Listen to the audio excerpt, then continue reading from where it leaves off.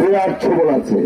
আমি বিভিন্ন জায়গায় বলেছি, যারা মাদক সেবী আছে তাদেরকে আমরা চেষ্টা করব সুপথে ফিরায় আনার জন্য, কিন্তু যারা মাদক ব্যবসায়ী সিন্ডিকেট তাদের কিন্তু ছাড় দেওয়া হবে না।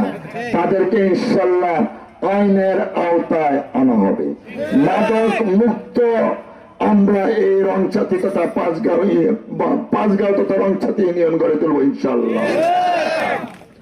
পাশাপাশি অনেকেই আর অনেক ধরনের কুকর্ম করে, রাইতের আন্দায়ও বালু টালু চুরিটারি করে।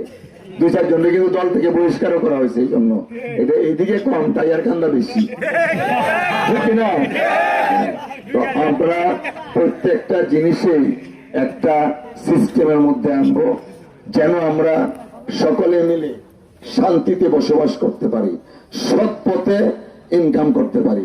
ধরুন ডায়ারকান্দা এরকম বালুর একটা ঘটনা ঘটে, আমরা দল থেকে দুই একজনকে কিন্তু বহিষ্কারও করছি না?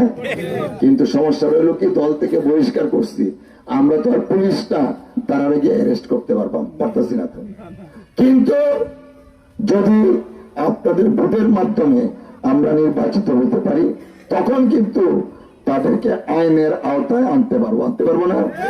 আপনারা তো চান এই মাদক ব্যবসায়ী, বালু চোর, গরু চোর, এই ধরনের খারাপ মানুষগুলোকে আইনের আওতায় আনা চান না? এটা অতএব এই এলাকাকে সুন্দর করতে গেলে, ভালোভাবে রাখতে গেলে আমাদের ধানের শীষের প্রতীকের কোন বিকল্প নাই। ধানের শীষের প্রতীকের যিনি মার্কা নিয়ে আসছেন, আমি চেষ্টা করি জনগণের জন্য কাজ করতে। সেটা হিন্দু বলেন, মুসলমান বলেন, গারো বলেন, হাজং বলেন, খ্রিস্টান বলেন, সবার জন্য আমরা চেষ্টা করি।